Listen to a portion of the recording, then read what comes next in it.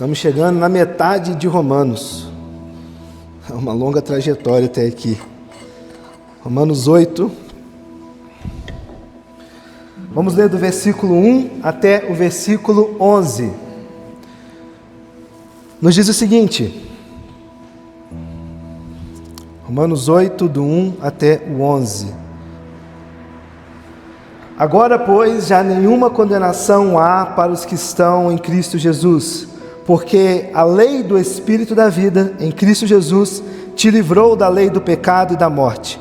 Porquanto o que for impossível à lei, no que estava enferma pela carne, isso fez Deus, enviando o seu próprio Filho, em semelhança de carne pecaminosa, e no tocante ao pecado. E com efeito condenou Deus na carne o pecado, a fim de que o preceito da lei se cumprisse em nós, que não andamos segundo a carne, mas segundo o Espírito.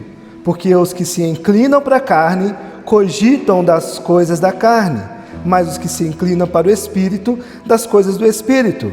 Porque o pendor da carne dá para a morte, mas o do Espírito para a vida e paz. Por isso, o pendor da carne é inimizade contra Deus, pois não está sujeito à lei de Deus, nem mesmo pode estar.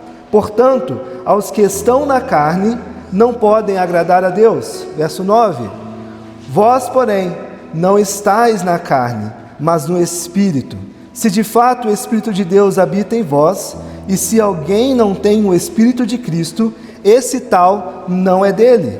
Se, porém, Cristo está em vós, o corpo, na verdade, está morto por causa do pecado, mas o Espírito é vida por causa da justiça. Se habita em vós o Espírito daquele que ressuscitou a Jesus dentre os mortos, esse mesmo que ressuscitou a Cristo Jesus dentre os mortos, vivificará também o vosso corpo mortal, por meio do seu Espírito, que em vós habita. Crianças, presta atenção aqui. Tio Caio contou 2 histórias para vocês nos últimos 2 domingos, não foi? Eu achei bem legal esse de contar uma história. E hoje vocês vão ver a história de quem? De Pedro. Tá vendo na folhinha de vocês aí, ó? Tem o Pedro. Olha para mim aqui rapidinho, meninos. Havia um menino chamado Pedro, que ele morava numa vila rodeada por montanhas e florestas. Era um lugar muito bonito. E todos os moradores dessa vila, eles viviam o quê? Segundo um costume, segundo uma regra. Eles usavam um livro, uma lista de regras muito antiga para andar pela vila. Ele está na mão aí, ó, um livrinho para poder mostrar qual caminho que ele deveria andar. Era como se fosse um mapa com muitas regras e muitas direções. Pedro, ele era um menino muito curioso, que gostava de fazer tudo certinho. E naquela vila onde ele morava, diziam que se ele seguisse a lista de regras da montanha, nada de ruim ia acontecer. Então Pedro, o que ele fez? Sempre carregava aquela lista no seu bolso, aquele livrinho contigo, com ele. E ele dizia, aquele livrinho, que ele podia ou não podia fazer, qual caminho ele deveria seguir, onde ele não poderia pisar. Um dia, Pedro decidiu visitar a sua avó, que morava lá do outro lado da floresta. Com a lista na mão, Pedro foi lendo e andando. Não pise nessa pedra grande, vire à esquerda, depois daquela árvore torta. Não fale com animais no caminho. Cante uma música quando você sentir medo. E ele tentava seguir tudo que estava naquele livrinho. Mas mesmo assim, ele quase caiu em um buraco. Ele tomou um susto com um bicho no meio do caminho. E ele se perdeu quando as árvores ficaram todas parecidas. Foi então que Pedro ele sentiu o quê? Um sopro bem leve. Não era um vento normal que Pedro sentiu. Era como uma voz bem suave que dizia para ele: espere, agora você vira, agora você corre. E toda vez que ele ouvia aquele sopro, ele escapava de um perigo, mesmo sem entender o que estava acontecendo. Pedro continuou andando com aquela lista na mão, mas percebeu que aquela lista não conseguia protegê-lo do caminho que ele estava andando. A lista era boa, ela mostrava o caminho, mas ela não via os buracos, nem os bichos escondidos, nem o medo que tinha no coração de Pedro. O sopro sim, o sopro vinha o que estava por dentro de Pedro. Ele sabia antes das coisas acontecerem, era como alguém invisível caminhando com Pedro. E quando ele chegou na casa da sua avó, ele contou tudo para ela. Sabe o que a avó fez com ele? A avó sorriu para Pedro e disse: ah, Pedro, esse sopro, sabe o que é? É o Espírito de Deus. Ele vive em quem ama a Jesus. E ele nos lembra, sabe o que ele nos lembra, crianças? O que é certo e o que é errado. Nos protege, nos guia e nos dá vida. E desde aquele dia, Pedro nunca mais confiou só na lista que ele tinha. Ele ainda guardava aquela lista, estava com ele, mas seu coração ouvia o que vinha de dentro, aquele sopro. Sabe, meninos e meninas, e nós adultos também, às vezes nós achamos que o que basta é seguir as regras para viver bem, mas só o Espírito de Deus pode nos guiar por dentro. Ele nos mostra o que a gente não vê, Ele cuida de nós e Ele nos ajuda a andar no caminho. Então, enquanto nós estamos aqui nessa mensagem, faça um belo desenho aí para Pedro, no caminho para a avó dele, lembrando que Pedro só conseguiu chegar na casa da avó porque uma voz falou para ele o caminho e conduziu o coração dele. Para os adultos, é interessante, mas não tão quanto Pedro. Vamos lá para o nosso texto. Algumas das pessoas, queridos, mais frustradas que nós conhecemos na fé, são aquelas que foram ensinadas a crer que ao aceitarem Jesus, seus pecados eles seriam perdoados. Mas não explicaram para essas pessoas o que fazer com a culpa que por vezes permanece no nosso coração. Elas estão salvas, mas vivem como se ainda estivessem o quê? Condenadas. Lutam diariamente com pecados persistentes, sentimentos ambíguos no seu coração, dúvidas por vezes de si mesmas, e mais profundamente dúvidas sobre Deus. A fé, ela é real, mas o coração por vezes ainda parece travar uma batalha interna que não termina. É como se a porta da cadeia tivesse sido aberta, mas ela ainda permanecesse sentada dentro de uma cela. E esse, em muitos aspectos, é a tensão que Paulo lida em Romanos 5, 6 e Romanos 7. Romanos 5, ele declara com alegria, versículo 1: justificados, pois, mediante a fé, temos paz com Deus por meio do nosso Senhor Jesus Cristo. A reconciliação, ela foi feita. A graça superabundou o pecado, onde ele havia dominado. No capítulo 6, Paulo reconhece que essa graça, ela poderia ser mal interpretada com uma licença para poder pecar. E por isso ele insiste: se morremos com Cristo, não devemos mais viver no pecado. E ele chega no capítulo 7, Paulo fala com uma sinceridade desarmante aqui, sobre a luta com a carne. Ele descreve a si mesmo como alguém dividido, que deseja fazer o bem, mas não consegue. E termina com um clamor angustiante no capítulo 7. Miserável homem que sou, quem me livrará do corpo da morte? No versículo 24. E esse é o clímax emocional. Nesse vale escuro da alma humana que brilha Romanos capítulo 8. Não como um capítulo deslocado da carta, mas podemos entender como uma resposta de Deus à luta descrita nos capítulos anteriores. O capítulo ele começa com um veredito definitivo no versículo 1. Agora, pois, já nenhuma condenação há para aqueles que estão em Cristo Jesus. Isso vem, queridos, como um clarão de luz atravessando as trevas. O apóstolo ele anuncia que o tribunal ele foi dissolvido e a sentença que estava sobre nós ela foi revogada e uma nova realidade agora foi inaugurada. John Stott, quando ele vai dizer sobre Romanos, ele fala que ele diz que se Romanos fosse uma cordilheira, o capítulo 8 ele seria o Everest dessa cordilheira. E de fato, é aqui que a justificação pela fé, a união com Cristo, a luta com o pecado, o papel do Espírito Santo, a esperança da ressurreição e a certeza do amor de Deus, todos esses pontos, eles convergem com grandes cumes da vida cristã. Esse texto que nós lemos, todo o capítulo 8, ele não nos fala de uma fé teórica, queridos, mas ele nos fala de uma experiência real. O Espírito de Deus habitando em homens e mulheres comuns, marcados por falhas e conflitos, mas principalmente selados por uma promessa de vitória.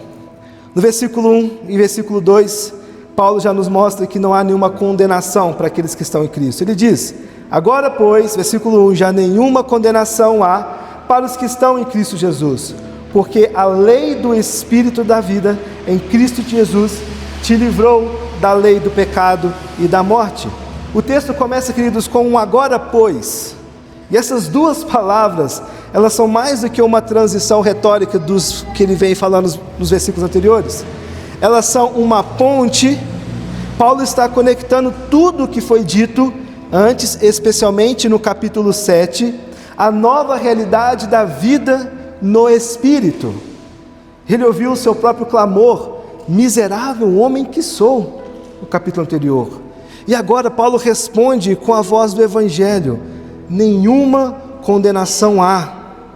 A palavra grega usada aqui para condenação, ela é um termo legal que não significa apenas culpa, mas uma sentença formal e definitiva de punição.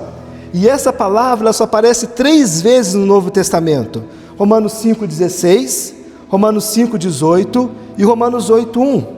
Paulo aqui, ele quer que o leitor ele entenda que ele não está falando de sentimentos de autocondenação ou vergonha subjetiva.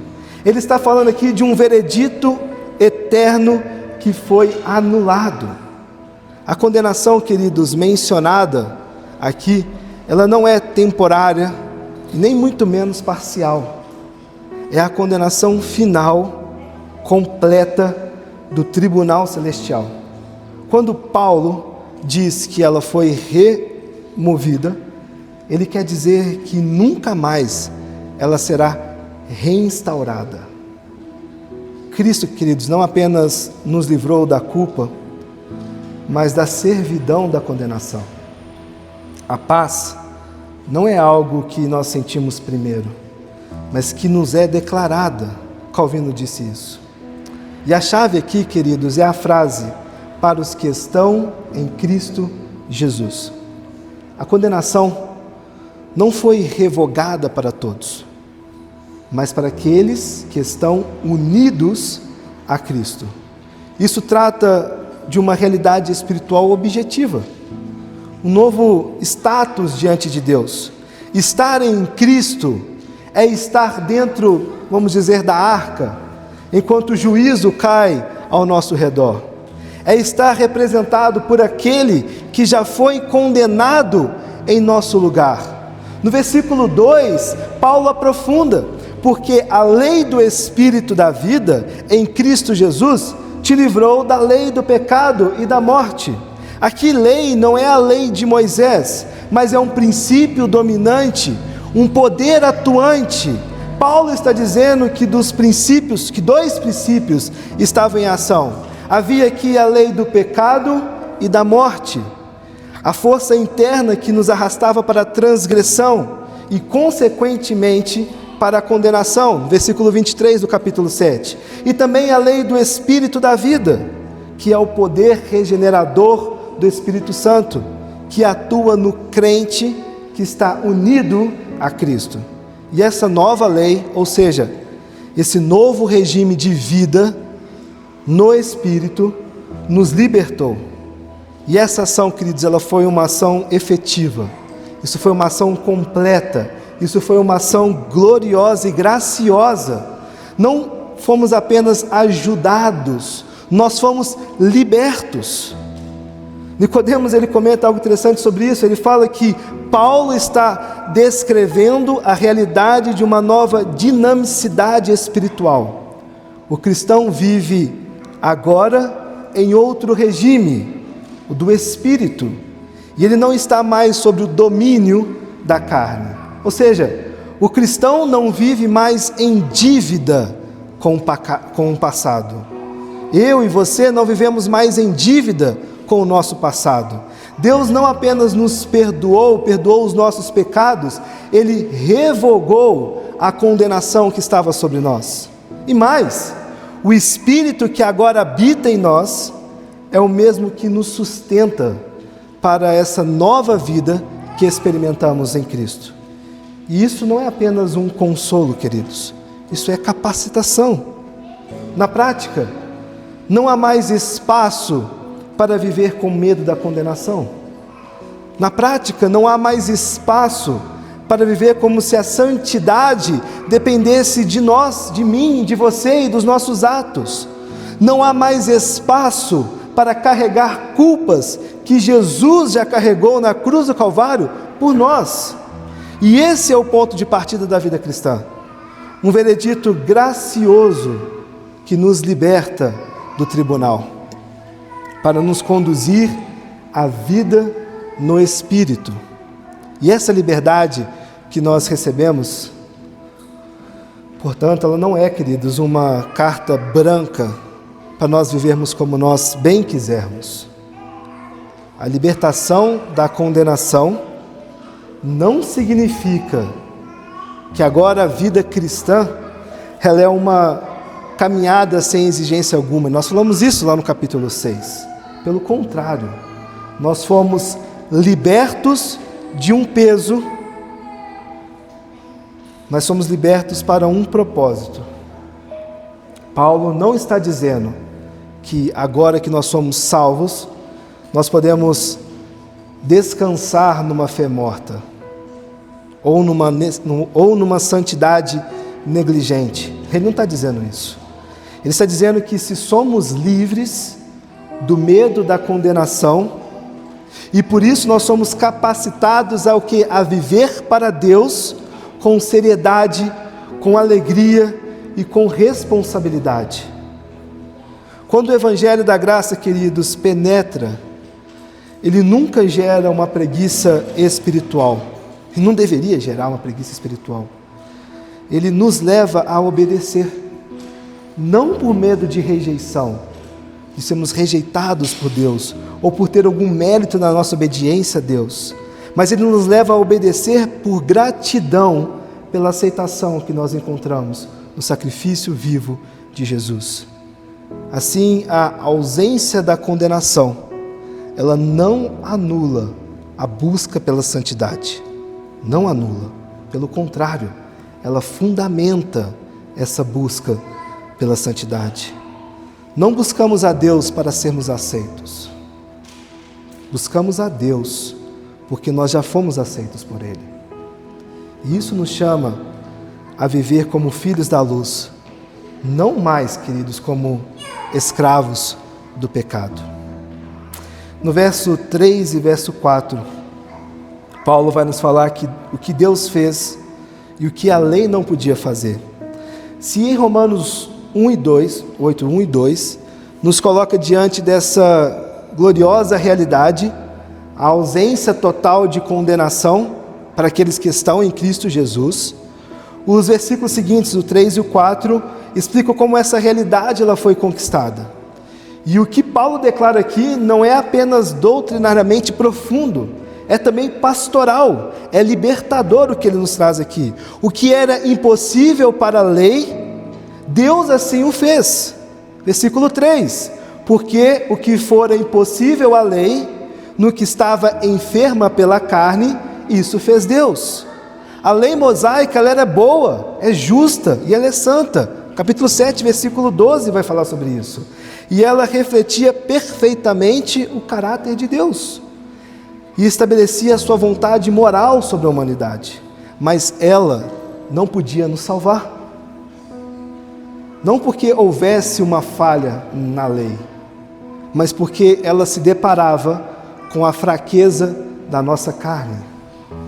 A carne aqui, queridos, compreendida como essa natureza humana caída, não responde à lei com obediência voluntária, mas com resistência, com orgulho e com desespero. A lei, ela exigia retidão, mas a carne, ela produz transgressão. A lei mostrava o caminho, mas a carne é incapaz de andar por aquele caminho. A lei revela o que é o ideal, mas a carne era o abismo entre o homem e esse ideal.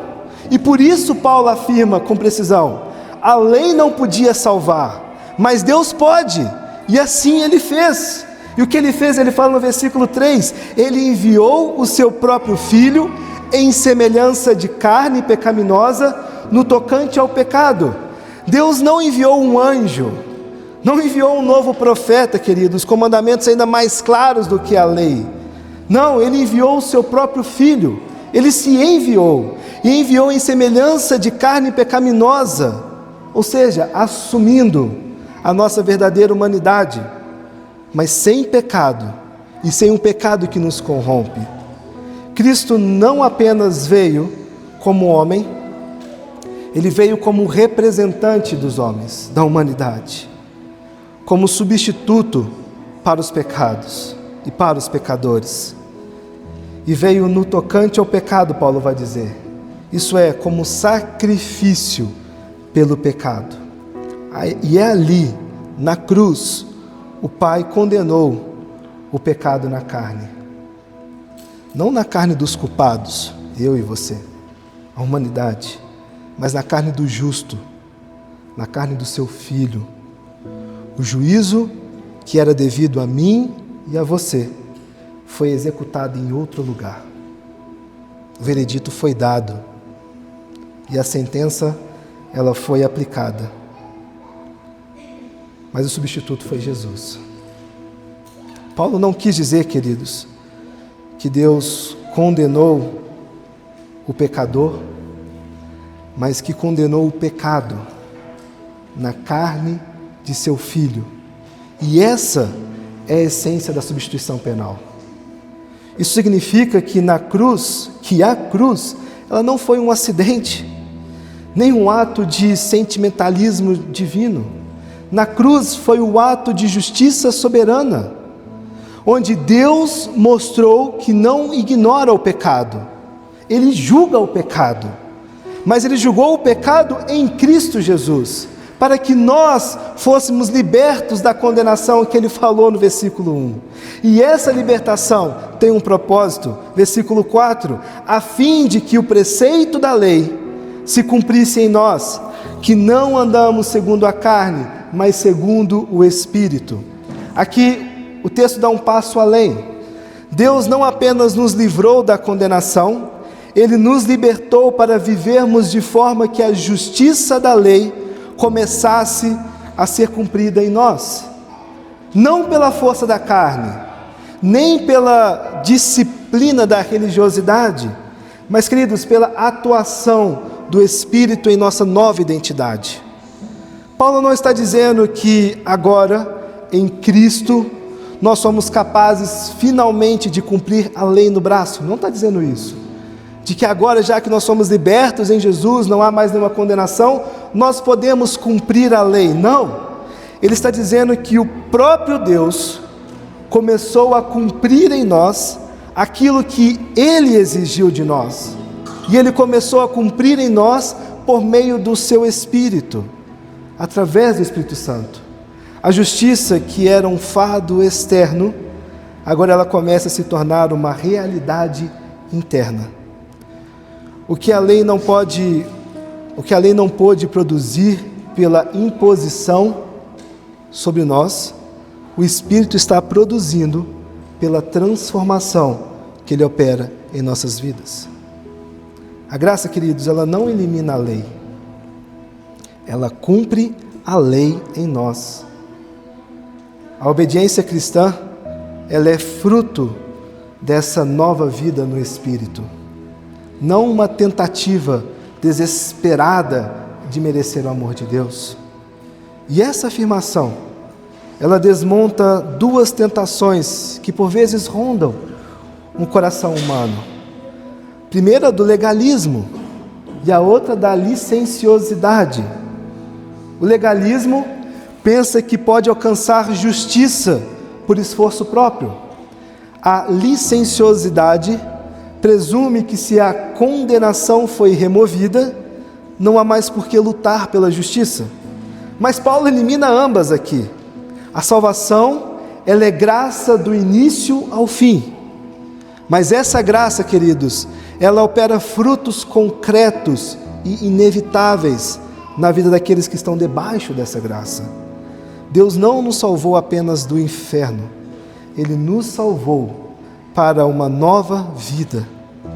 Uma vida que não é mais regida pela carne, com suas vaidades, com seus impulsos, com suas necessidades de autojustificação, mas que é dirigida pelo Espírito Santo, que habita em nós e imprime em nossa consciência e conduta aquilo que a lei sempre exigiu: o amor, a humildade, a verdade, a santidade. E não existe vida no Espírito que não seja visivelmente distinta da vida da carne. Não existe, querido, salvação verdadeira que não leve a um caminhar progressivo em direção à justiça, a essa vida que é submissa, essa vida que é moldada e modelada pela atuação do Espírito. Tudo aquilo que a lei nos diz como deveria ser a vida, a partir do momento que é uma vida vivida na atuação do Espírito, isso começa um processo de transformação dentro de nós. Tudo aquilo que ela diz sobre o certo e o errado e como nós devemos conduzir a vida. O crente justificado, ele não é um homem livre para viver como ele quiser. Já falamos isso também. Ele é um homem liberto para viver como nunca pôde antes, para Deus. Essa é a liberdade que nós encontramos. A justificação não é a libertação da santidade, queridos, mas é o poder que torna a santidade inevitável. E por isso, cada vez que nós somos tentados a ver a graça como desculpa para a nossa estagnação, capítulo 6, ou como alívio para uma vida medíocre, nós devemos olhar para a cruz de Cristo e lembrar que ali o pecado foi condenado. Não para que fosse tolerado em nós o pecado, mas para que fosse vencido em nós. Pela cruz, queridos, nós somos perdoados. E pelo Espírito Santo, nós somos transformados. Mas como saber se essa transformação está de fato acontecendo em nossas vidas? Como você sabe que essa transformação está acontecendo no seu coração e na sua mente? Como distinguir a vida segundo a carne da vida segundo o Espírito? Paulo sabe que essa é uma pergunta natural que surge. E é exatamente isso que ele vai abordar nos versículos seguintes. Ele vai nos mostrar que a diferença entre a carne e o Espírito, ela não é sutil. É uma linha divisória absoluta que define a direção da nossa mente, o estado do nosso coração e o nosso destino eterno. Ele fala no versículo 5 até o versículo 8, sobre essa carne e espírito, essas duas mentes, dois senhores, dois destinos. Ele diz o seguinte, no versículo 5: porque os que se inclinam para a carne cogitam das coisas da carne, mas os que se inclinam para o Espírito, das coisas do Espírito.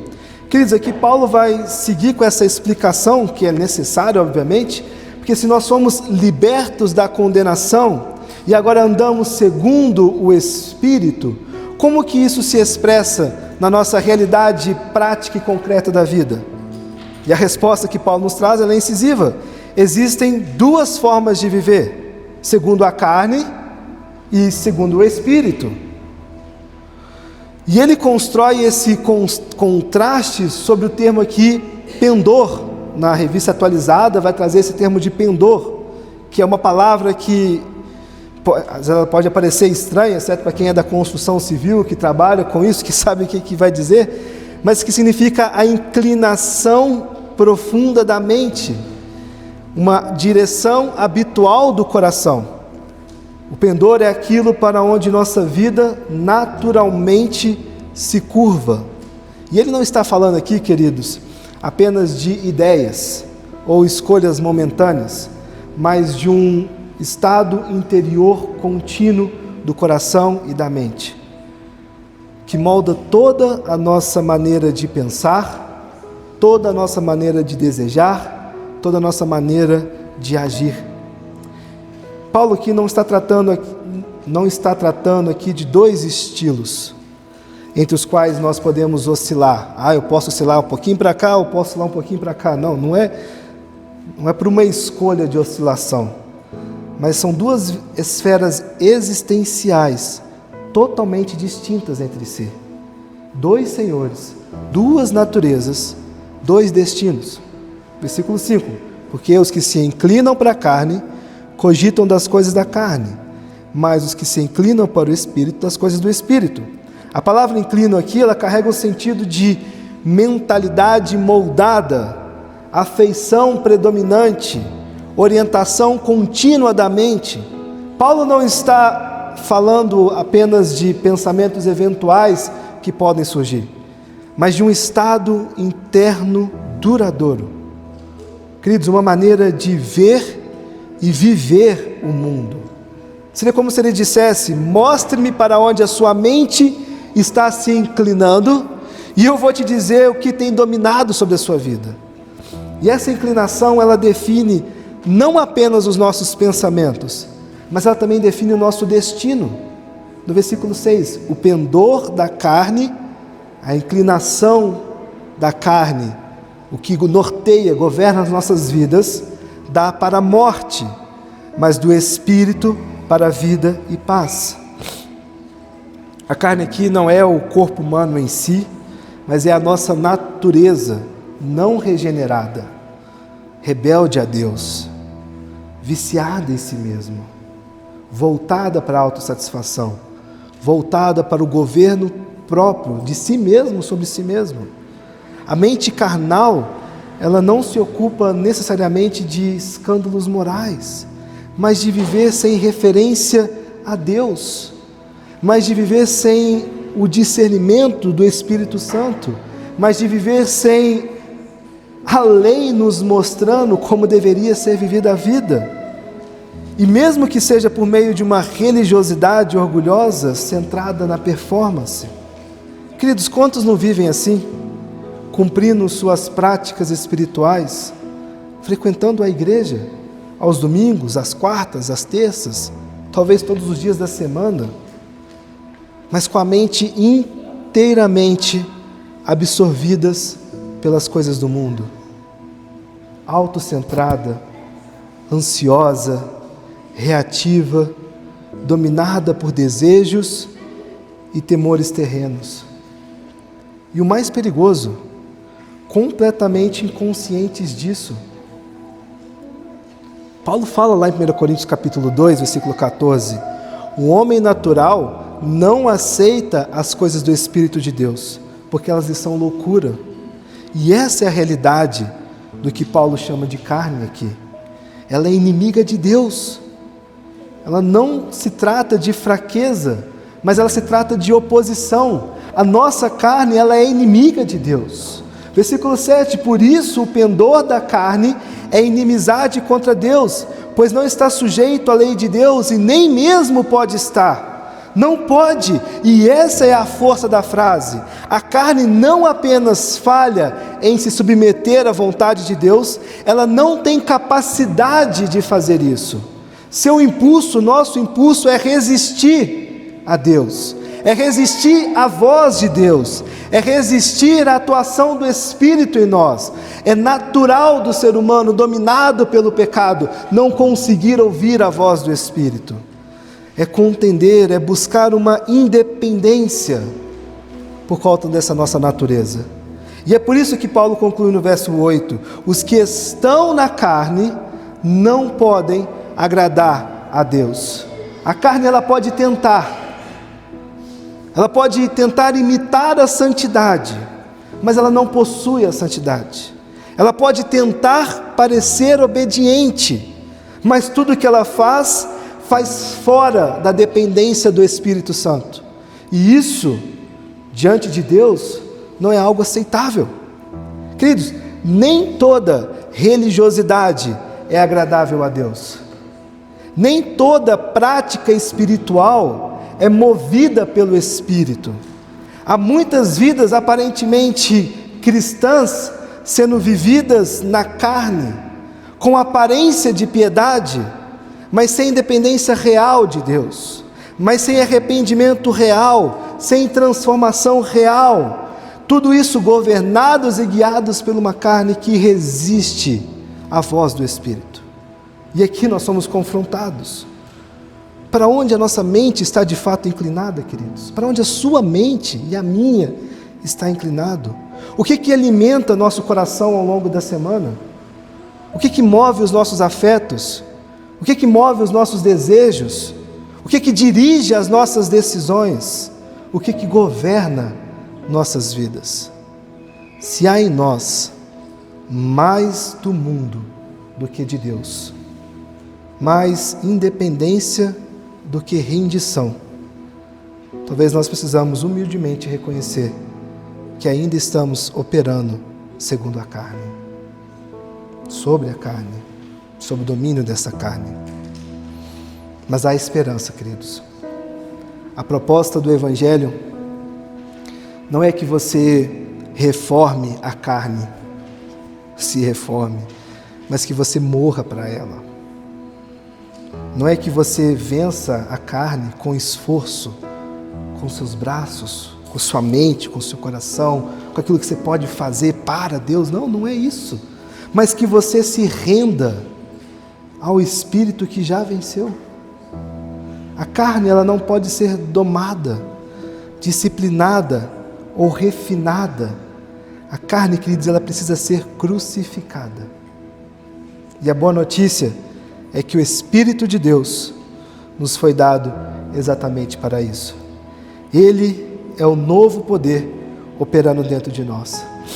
Não apenas para nos perdoar, mas para nos inclinar para Deus, para moldar a nossa mente, para produzir em nós o que é um novo afeto, produzir em nós uma nova sensibilidade, produzir em nós um novo gosto, produzir em nós uma vida viva, uma vida que glorificará a Deus. Por isso, nos próximos versículos, Paulo vai nos falar que os que vivem de certa forma, esses se voltam diretamente aos crentes, e ele vai chamar a memória aqui nesses versículos: vós, porém, não estáis na carne, mas no Espírito. Ou seja, há uma nova realidade já presente naqueles que pertencem a Cristo. O Espírito de Deus habita neles, e isso muda tudo. Isso muda o presente e isso muda o futuro.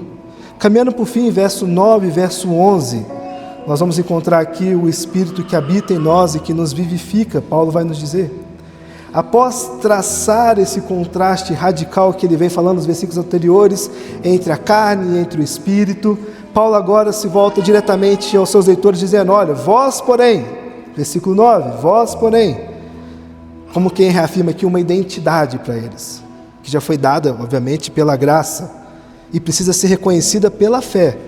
Vós, porém, não estáis na carne, mas no Espírito, se de fato o Espírito de Deus habita em vós. Paulo não está dizendo que o cristão não sente mais a carne, nem que ele vive uma experiência de perfeição. Não é nesse sentido. Ele está dizendo que, embora ainda lute, e eu e você lutamos com isso a todo tempo, lutamos com os resquícios da nossa natureza caída, que tenta a todo momento querer governar nossos corações, nossas vontades, nossos desejos, nossos afetos, nossas emoções. Embora nós ainda lutamos com essa natureza caída que há resquício em nós, sua esfera de existência, a minha e a sua, já não é mais a carne, e sim o Espírito. Ele vive, nós vivemos em um outro domínio, sobre um outro governo, dentro de uma outra realidade. Mas há uma condição aqui. Se de fato o Espírito habita em vós, o verbo usado aqui, ele carrega essa ideia de residência permanente, ou seja, o Espírito não visita, esse Espírito ele habita, e ele não atua de fora como uma força dentro de nós, mas ele como uma força de fora, mas ele atua de dentro, como uma presença transformadora. Queridos, a distinção entre estar na carne e estar no Espírito não é de comportamento, mas é de habitação. O que determina seu estado espiritual é quem mora em você. E Paulo, então, faz uma afirmação ainda mais decisiva no versículo 9, na segunda parte. E se alguém não tem o Espírito de Cristo, esse tal não é dele. Ou seja, isso é definitivo.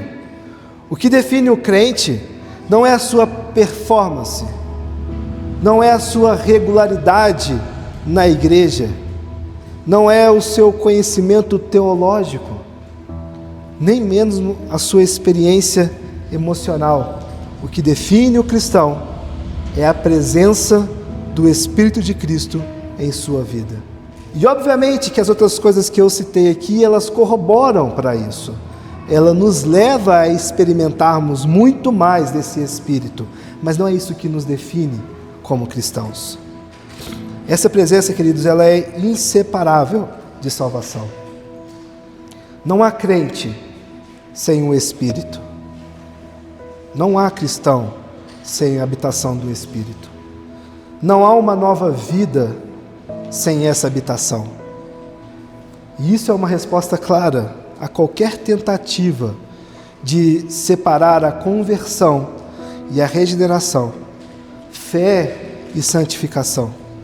O Espírito, ele não é um extra espiritual, mas ele é o próprio selo de pertencimento, queridos. E aqui se forma a base de uma esperança indestrutível, verso 10. Se, porém, Cristo está em vós, o corpo, na verdade, está morto por causa do pecado, mas o Espírito é vida por causa da justiça. A carne ainda, ela carrega os efeitos do pecado, isso é inevitável. Nós lidamos e lutamos com o pecado todo dia. O corpo sujeito à morte, ele ainda se deteriora nesses impulsos do pecado, mas é algo em nós que já está vivo, uma vida que não pode ser tocada pela morte. O Espírito aqui pode ser o nosso Espírito vivificado, ou mais provavelmente o Espírito Santo operando em nós como vida. E em ambos os casos, a justiça que Cristo conquistou é a fonte dessa vitalidade irreversível que experimentamos no Espírito. E Paulo vai fechar esse bloco todo aqui, queridos, com um versículo glorioso, fantástico, versículo 11. Ele vai dizer: se habita em vós o Espírito daquele que ressuscitou a Jesus dentre os mortos, esse mesmo que ressuscitou a Cristo Jesus dentre os mortos, vivificará também o vosso corpo mortal, por meio do Espírito em que vós habita. A lógica aqui, ela é um argumento do maior para o menor. Se o Espírito já operou a ressurreição do Filho Eterno, se o Espírito já operou na ressurreição de Jesus, não há dúvida de que Ele também há de nos ressuscitar nossos corpos mortais. A mesma força que Ele venceu a morte, não apenas habita em nós agora, como garante que o fim da nossa história não será a corrupção, mas será a glória. John Piper vai dizer: o Espírito é não apenas o selo da salvação, mas o agente da ressurreição. Ele não é um símbolo, ele é uma garantia viva de que Deus completará a sua obra em nós. E essa verdade, queridos, ela muda tudo.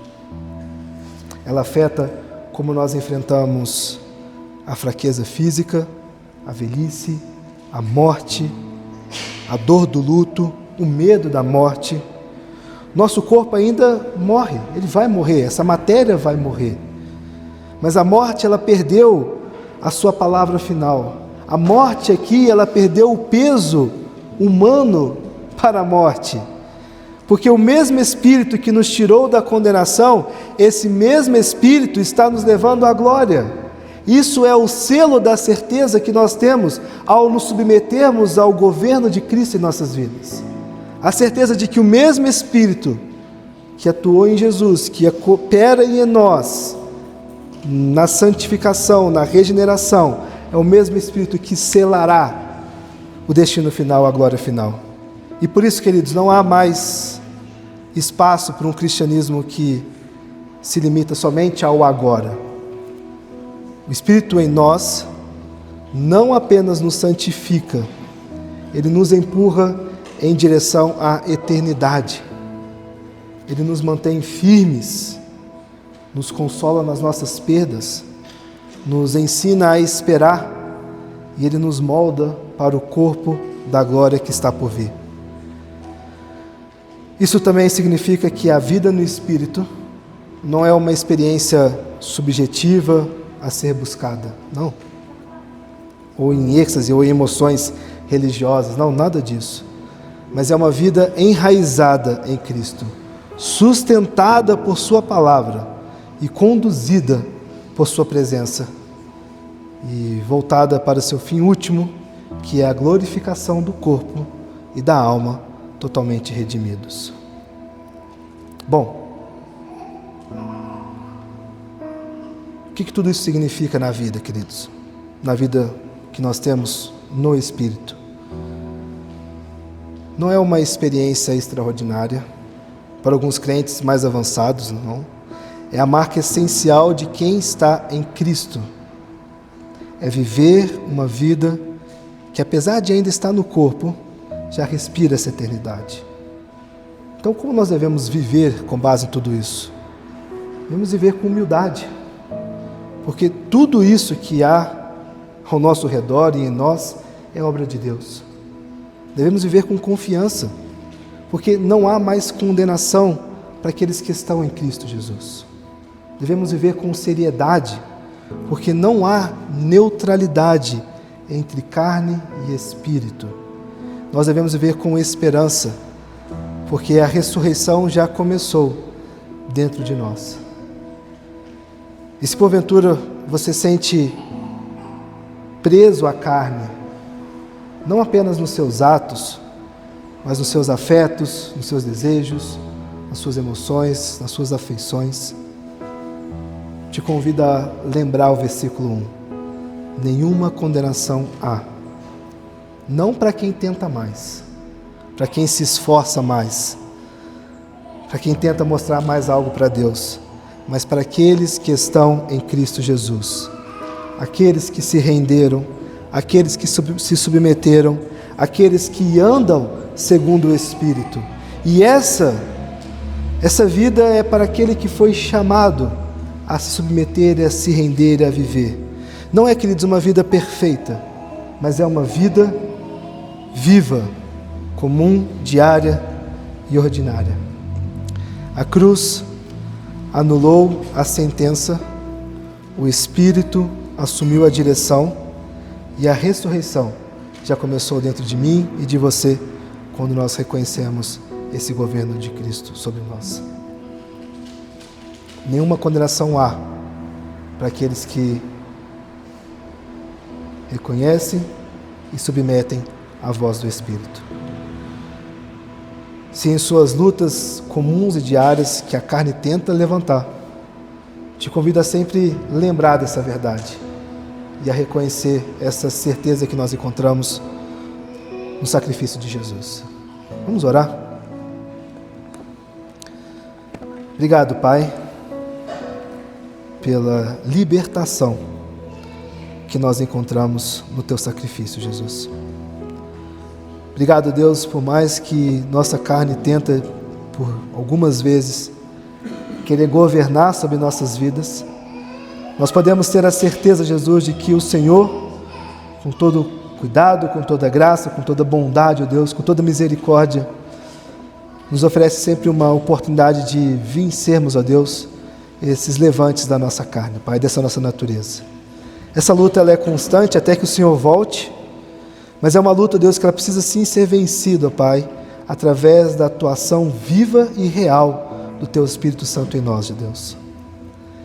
Obrigado, Pai, porque não encontramos e não temos o peso da condenação mais, mas isso, Deus, não deveria ser em nenhum momento uma liberdade para que continuemos em pecado ou para que não haja santificação, ó Deus, em nossas vidas.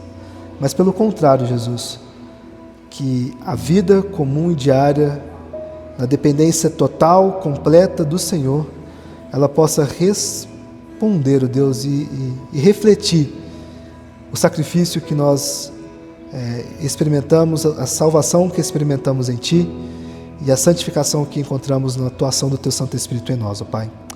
Que Ele sempre tenha, ó Deus, liberdade em nossas vidas e que nossa vida sempre reflita, ó Deus, uma vida governada e dominada por Ti, Jesus.